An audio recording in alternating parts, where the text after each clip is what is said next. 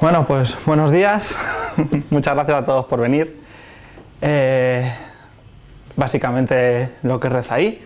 Esta es una charla de Docker, Kubernetes, OpenShift y OpenStack, pues explicado muy básico. Pues es tecnología para no tecnólogos. Así que si sois tecnólogos a lo mejor os aburrís un poquito, pero seguro que si no conocéis cosas de Docker, Kubernetes, OpenShift y OpenStack, pues os sirve para un primer empujón. Bueno, vamos a empezar con lo que yo creo que son las pinceladas básicas que tienes que tener para poder entenderlo todo, por aquellas personas que a lo mejor no tengan esos conocimientos, que la mayoría los tendréis, pero es que sin esto pues no se va a entender igual de bien toda la charla. Venga, empezamos por lo básico. Concepto fundamental, la abstracción, que al final todas estas herramientas van un poco todo de lo mismo, de abstraernos de complejidad que hay por debajo para poder hacer nuestro trabajo tranquilamente y utilizando solo los recursos y lo que nos interesa. Si tenemos un servidor así, no nos interesaría tener que estar haciendo los accesos a memoria RAM y controlando en qué sectores del disco duro se está escribiendo las cosas. Eso no interesa, eso sería muy farragoso. De hecho, eso solo lo vas a hacer si realmente hay algún problema, entonces tienes que bajar, tienes que quitarte esa capa de abstracción y remangarte un poco y ver dónde está el problema. Pero si no, para trabajar tú lo que haces es abstraerte de todo eso gracias al sistema operativo. Si no, lo que puede ocurrir es esto. Y es que, bueno, pues que te estés parando en tu trabajo y que te estés liando con cosas con las que no te deberías estar liando. Cosas buenas de la abstracción, pues evitar lidiar con problemas complejos que no son realmente parte de tu labor. Y las cosas malas es que te pierdes algo de la información debido a esa abstracción. Al fin y al cabo estás poniendo ahí una capa entre medias que lo que hace es simplificar las cosas, y cuando simplificas las cosas pues puedes perder la información o puedes perder control de lo que está ocurriendo. Bien, el sistema operativo. Un poco lo que acabamos de comentar. El sistema operativo básicamente nos sirve para comunicarnos con todos los recursos que tiene un ordenador. Es esa capa que hace que no tengamos que ver que el CD-ROM sea un archivo donde pinchamos, un acceso directo, que cuando vamos a ver Juego de Tronos sea hacer clic y ya tenemos Juego de Tronos, nos ayuda con todo eso y es la primera capa de abstracción que tenemos, es la forma más sencilla de entender esto. El concepto de máquina virtual va a ser muy importante, ya lo vamos a ver más adelante, es el poder arrancar un ordenador dentro de tu propio ordenador. Estas cosas tienen su utilidad. Una de ellas es, por ejemplo, que puedes tener un sistema operativo como Windows y te interesa arrancar una aplicación en Linux. Entonces la forma más sencilla es te arrancas una pequeña máquina virtual con Linux y ya puedes correr ahí tu aplicación. No necesitas tener otro ordenador. También sirve para aislar servicios, tareas y poder arrancarlo en una máquina aislada. Cuando tienes una máquina muy potente, y así puedes levantar varias máquinas y poder aislarlas de esa forma. ¿Por qué querríamos hacer esto? Bueno, porque si tenemos una única máquina, como esta de la izquierda, en el que tienes un sistema operativo y muchas aplicaciones, como veis tiene muchos recursos para las aplicaciones porque solo tiene una pequeña capa de sistema operativo, lo que ocurre es que se te puede freír una aplicación y eso dejaría inestable todo el sistema operativo, con lo cual dejaría sin funcionar el resto de aplicaciones. Con máquinas virtuales, sin embargo, lo que tienes es un sistema operativo con un servicio que se llama hipervisor y encima de eso generas máquinas virtuales sobre las que vuelves a instalar otro sistema operativo, el mismo o uno diferente, y ya sobre él puedes instalar tus aplicaciones. Si se cae una aplicación, como mucho se caerá esa máquina virtual asociada a esa aplicación, pero no se va a caer el resto, dejándote todo sin servicio. Otro concepto que tenemos que conocer son las direcciones IP. Cuando tú tienes un ordenador y te quieres comunicar con otro, tu identificador en la red habitual que solemos usar, es tu dirección IP. Esto es exactamente igual que tu número de teléfono. O sea, cuando te quieres comunicar con otro número de teléfono, pues tu número de teléfono es el que identifica y el número de teléfono de tu madre es el que identifica a tu madre. Si quieres hacer una llamada, o un envío de información y recepción de información, lo único que tienes que decir es preguntarle al router, que sería en este caso el terminal del teléfono, dónde está esa dirección, y el router, si lo tiene dentro de su tabla de encaminamiento, pues te dirá, pues mira, esta dirección está aquí, y ahí se hace la magia, hay conexión y ya te puedes comunicar. Esto así suena muy bien y es muy sencillo, pero yo, por ejemplo, que me cuesta acordarme del teléfono de mi madre, si me tuviera que acordar de todas las direcciones IPs a las que accedo habitualmente, pues ya sea cuando te metes en Google o cuando haces cualquier cosa, te vas a descargar Juego de Tronos, por ejemplo, pues sería imposible. Para eso, bueno, vuelvo un poco a lo mismo, esto es un ejemplo bastante bueno. Bueno, para eso se inventó el DNS, es un protocolo en el cual se asignan nombres a las direcciones IPs. Los nombres son mucho más sencillos de recordar por todos. Y entonces, cuando un ordenador intenta acceder a un recurso, por ejemplo en google.com, lo que hace es preguntarle al router, oye, quiero acceder a este recurso en google.com.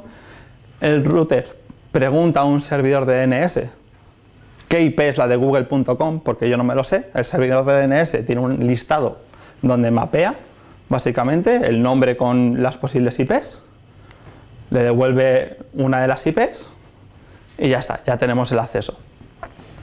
Ya os digo que esto es muy básico, que ya lo sé y que seguramente sea aburrido, pero para la gente que no lo conozca le va a venir muy bien cuando hablemos del resto. Venga, vamos a empezar. Vamos a hablar de Docker. Bien, fundamental. ¿Qué es Docker? Bueno, mejor, ¿qué no es Docker? No es Docker. Hay una pequeña diferencia, es sutil, hay una S detrás, ¿vale? Así que cuando digáis Dockers, lo que debería pensar la gente que estéis hablando es esto. No lo hagáis. A mí a veces se me escapa, ¿vale? Queda muy mal. No es Docker. Docker es esto, la vainita azul con sus contenedores por encima. Mira, alguien se ha entusiasmado.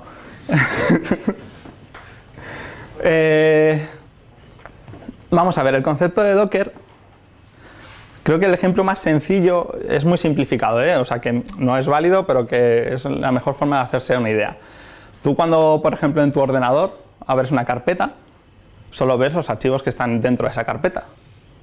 No ves el resto de archivos de todo el ordenador. Bueno, pues los contenedores, Docker, que es un sistema de contenedores, hace algo parecido. Permite que una aplicación vea solo lo que hay dentro del contenedor. Es decir, que una aplicación va a pensar que está sola en ese entorno. Va a pensar que tiene todo el ordenador para esa aplicación. Las cosas buenas es que todos los programas y todas las cosas asociadas a esa aplicación que necesitaría esa aplicación para correr van a estar en esa carpeta única para aplicación, de forma que no va a interaccionar con otros programas de otras aplicaciones. Un ejemplo sencillo para ver qué problemas puede dar esto es, por ejemplo, los típicos programas que tú te instalas un programa en el ordenador, todo va funcionando perfectamente y es un programa muy bueno y se lo quieres pasar a uno de tus colegas. Se lo pasas a tu colega y no hay forma de hacerlo andar. Joder, si tenemos el mismo sistema operativo, el ordenador es parecido, ¿por qué no funciona? Bueno, es que hay veces que has guarreado tanto tu sistema operativo, has instalado tantas cosas que sin darte cuenta has instalado y se ha quedado instalada una de esas cosas necesarias para que funcione el programa y tu colega no lo tiene. Ocurre también al revés. A veces has instalado una de esas cosas necesarias para que tu programa no funcione y tú no lo sabes y entonces también tienes otro problema. Pues con esto de Docker lo que consigues es un entorno aislado en el que vas a tener exactamente lo que quieres tener y de esta forma no vas a tener esas interacciones caprichosas por tener tu sistema operativo un poquito más degradado. O porque hayas instalado otras librerías o porque estás programando y estás utilizando una versión antigua del lenguaje con el que estás programando y no te has dado cuenta de que lo nuevo es lo que necesitas. Vale, entonces, una vez que tenemos aislado nuestras aplicaciones, Docker, este ejemplo que he puesto, lo lleva a un extremo, ¿vale? No solo aísla a ese nivel, aísla a nivel de proceso, o sea, aísla muchísimo más, de forma que si nuestra aplicación muere, esta vez sí el sistema, esta vez sí el sistema no se queda inestable. puede quedarse inestable, ¿vale? Pero que es muy raro, ¿vale? Sería como si también con una máquina virtual se quedase inestable. Vale. Cosas que nos da buenas Docker es el aislamiento, ya lo he dicho, que es ligero. Cuando tienes que levantar una máquina virtual, porque te interesa tenerlo todo aislado, ¿cuánto puede tardar? Porque al fin y al cabo tiene que arrancar un sistema operativo. A lo mejor tardas 1 o 2 minutos en arrancar el sistema operativo. Cuando tienes que arrancar un Docker, sin embargo, tardas 1 o 2 segundos. Bueno, entre otras cosas, Docker está conocido, todo el tema de contenedores está conocido como virtualización ligera. Homogeneiza entornos. Joder, me ha salido a la primera la palabra, es complicada, ¿eh? Homogeneiza entornos. ¿Esto qué nos permite? Pues lo que comentaba un poco, vas a tenerlo todo, vas a tener una unidad compacta de lo esencial que necesitas para que funcione tu aplicación. Es decir, que si tú ese contenedor se lo pasas a un colega y ese colega tiene Docker, que es todo lo que necesitas para que funcionen los contenedores de Docker, pues va a funcionar en su ordenador. No vas a tener ese problema de, no, es que tenías instaladas unas librerías que no me dijiste, o no vas a tener ese problema. Así que esto es muy útil para evitar ese tipo de problemas de, pues en mi ordenador funciona. Pues así se evitan muchos problemas de ese tipo. Y otra de las cosas más importantes de Docker, para mí al menos, es el repositorio que tiene. Tienes una forma de almacenar todos los contenedores que vas creando con un versionado.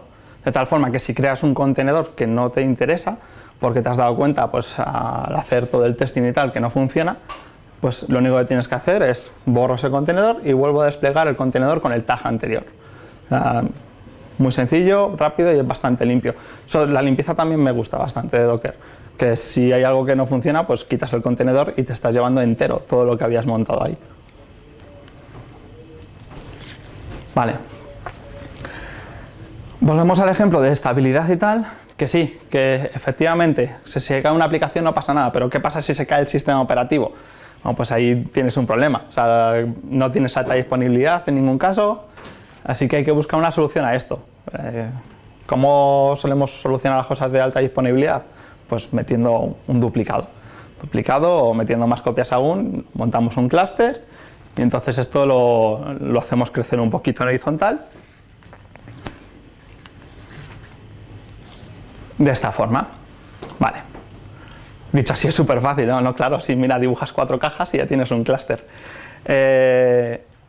Hombre, lo que tenemos que ver en el clúster es, si lo quisiéramos montar nosotros, en plan, todavía no hay nada montado de esta tecnología, vamos a ver cómo lo hacemos.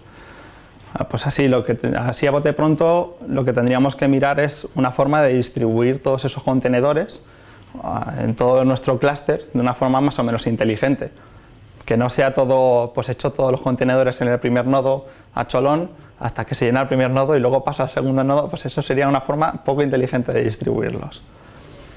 Aparte de eso, necesitaría también saber, porque no vamos a estar vigilando el estado de cada contenedor de forma activa, necesitaríamos que algo, una tarea, se automatizase eso.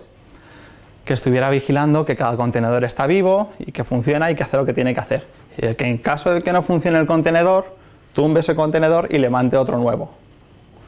Eso también lo necesitamos. Y luego también, ya que vamos a distribuir todos estos contenedores de forma más o menos inteligente en todos los nodos, lo que no queremos tampoco es tener a una persona con un listado de este contenedor se ha distribuido en este nodo. Eso también lo tenemos que tener accesible de alguna forma para que sea más o menos automático el acceso a los recursos. No tendría sentido tener automatizado todo menos eso. Vale. Aquí entra en juego Kubernetes. Kubernetes es un proyecto open source de Google. Está basado en Borg, un proyecto que tienen interno que es, bueno, pues es un orquestador de tareas.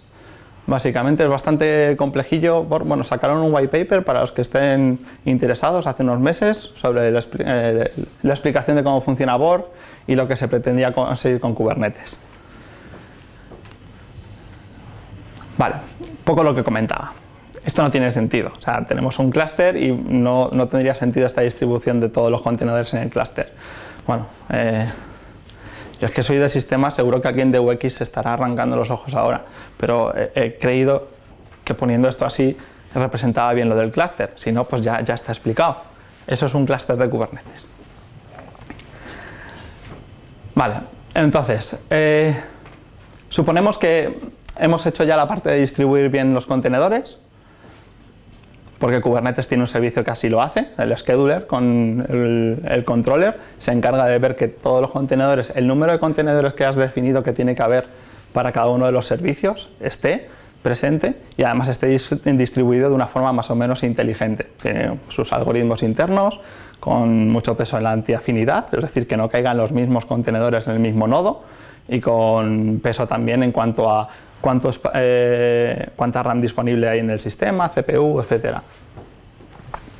Entonces, vamos a ver para nuestro ejemplo, vamos a suponer que tenemos dos servicios, uno web y otro que es una base de datos a la que accede nuestro servicio web para poder ofrecernos pues, la información que queremos buscar.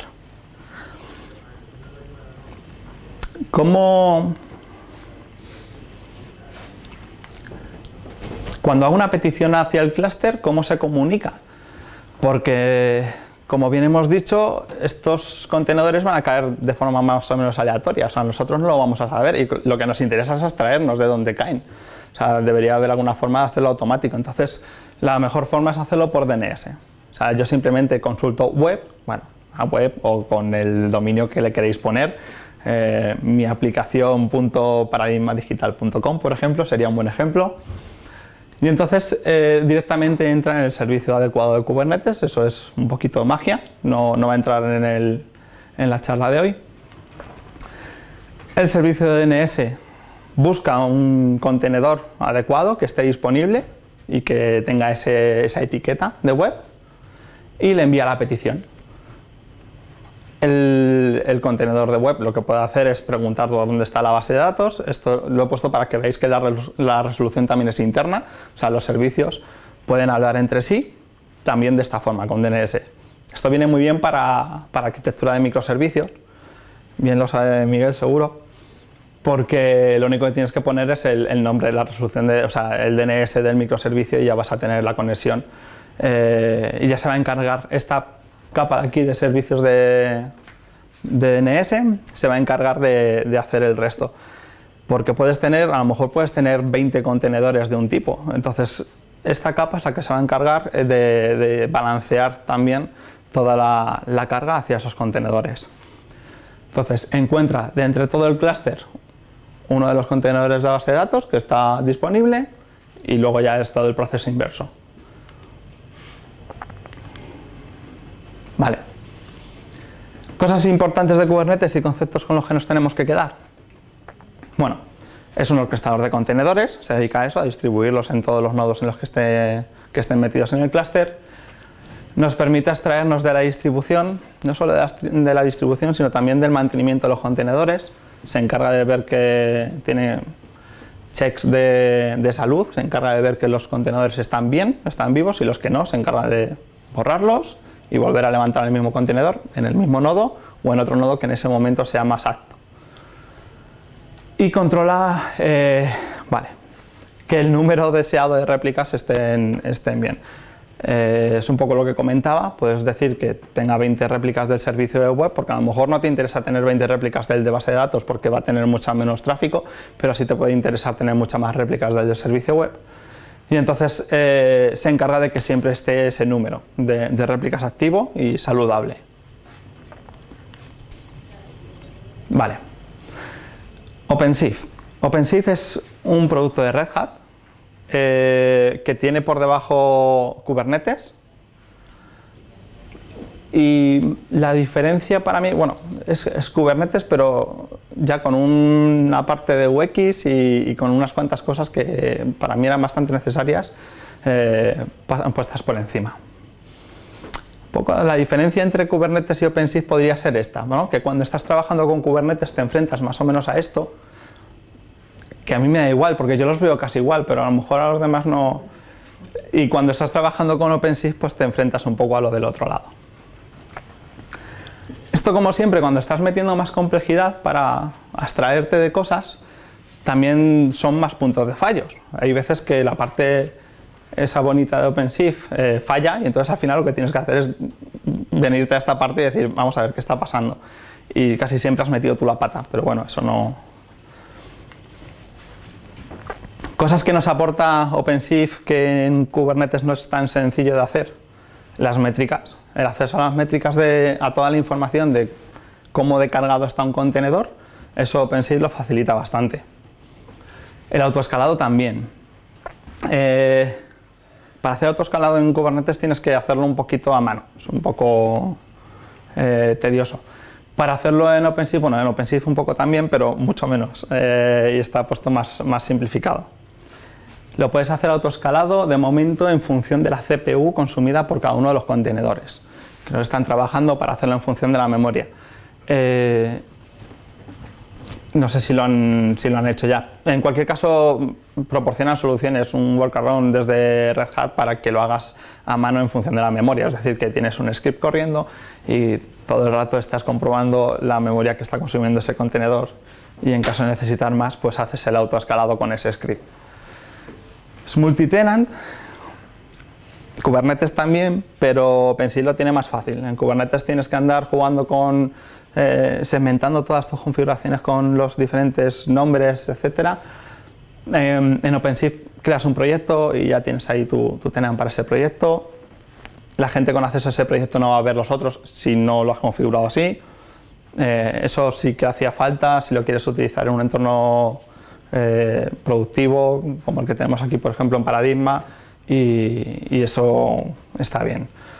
Y el balanceado de toda la carga es más inteligente en el momento en el que la parte de Kubernetes está más hecha, todo el balanceado, toda la parte esta arriba que veíamos, está más hecha en función de IP tables, y bueno, algo parecido, y sin embargo en OpenShift se utiliza HAProxy, que bueno, supongo que la gente está más familiarizada y permite también algunas cosas como hacer balanceo por etiquetas de HTTP, etc.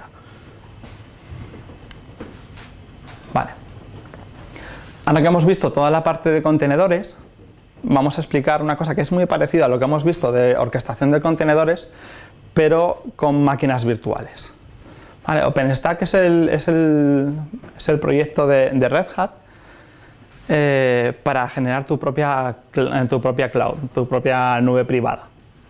¿Esto qué significa? Bueno, pues que si tú tienes una amalgama de servidores con muchos recursos, a lo mejor puede ser complicado gestionar todos esos recursos y poder ir sacando las máquinas que tú quieres en concreto de ellos. OpenStack facilita eso. Este es el esquema lógico, como veis es un poco farragoso, así que era solo para deciros que por debajo de OpenStack hay bastante chicha que no vamos a tocar hoy, así que vamos a quedarnos mejor con las ideas principales. Vale. Su función es proveer de máquinas virtuales. Lo que hemos explicado al principio, si tú tienes bueno, OpenStack puede estar montado sobre un único servidor, por ejemplo, y a lo mejor solo quieres utilizar como si fuera VirtualBox o cualquier servicio de virtualización. Te permite una cosa muy interesante, crear tus propias redes virtuales. Lleva software, o sea, redes definidas por software por debajo. OpenVSwitch creo que es con lo que estábamos trabajando ahora, y está muy bien porque te permite eso, tú creas tus máquinas virtuales, genial, pero es que además puedes crear tus redes virtuales y que la gente tenga sus propias redes, sus propias subredes, etc. Y es bastante sencillo, o sea, al final con unos pocos clics ya tienes creado todo y sirve muy bien pues para emular un entorno, por ejemplo, cuando tienes un cliente con cierto entorno que puede ser a lo mejor un poco hostil por las necesidades que tienen, por las capas de red que presentan, pues con esto te viene muy bien para hacerlo parecido. Hay otro servicio dentro de OpenStack que te permite almacenar las imágenes de los sistemas operativos que quieres instalar en sus máquinas virtuales, de forma que acelera el proceso de instalación. Directamente tienes la imagen y eso le dices, vale, desplígame esta imagen en una máquina de este tipo. Y es mucho más rápido, es muy rápido, vamos. Y luego tiene la parte multitenant, al igual que OpenShift, parece que en Red Hat le dan bastante importancia a esto. y es que permite tener sus propios proyectos e incluso se puede calcular, se puede hacer un billing sobre cada uno de los proyectos, pues para ver incluso a nivel interno pues qué proyecto es el que está generando más gastos o cuáles son los más exigentes en cuanto a recursos. En cuanto a OpenStack, es un poco también lo que comentaba. O sea, como te abstraes de toda la parte de abajo, de todo el hierro, de todos los servidores físicos, te permite tener a lo mejor un servidor muy grande en el que puedes tener montadas tus redes virtuales y al final solo es un servidor muy grande y puedes tener una infraestructura como de una empresa entera, con toda la complejidad de una empresa entera, pero lo tienes todo en un único servidor.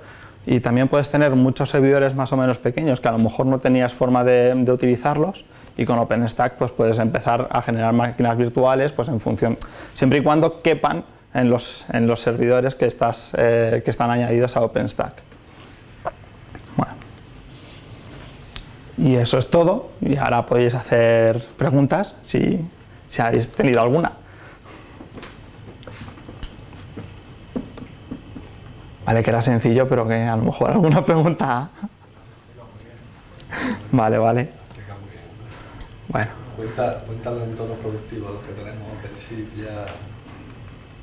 ¿OpenShift? Sí. Que lo cuenta.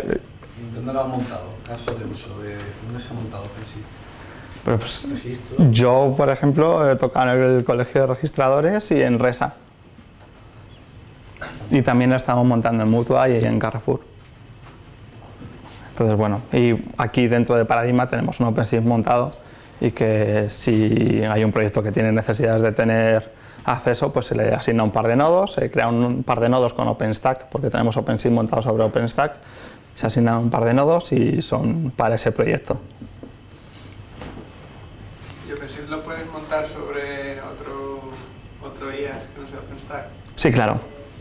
Sí, o sea, y de hecho la instalación lo puedes hacer mediante los RPMs y tal, que es un poco farragosa, pero también te permiten hacerlo con un Ansible que te dan ellos, todo automatizado, en el que tú cambias la configuración del host y teniendo cuidado de los parámetros, que sí que es un listado un poco grande de parámetros, pero teniendo cuidado con eso, lo instalas inmediato. De hecho, hay uno montado sobre AWS que montó. Sí, que monté yo, ese, sí, y luego lo heredó José Luis. Sí, pues sí, es un OpenShift que está montado, de hecho eso fue una prueba de concepto y es un único nodo que también es máster y está montado en AWS. En el momento en el que tienes el sistema operativo en el que puedas hacer, bueno, creo que tienen que ser RPMs, pero en el momento en el que tengas un sistema operativo que tenga esos repositorios, ya con eso puedes montar OpenShift.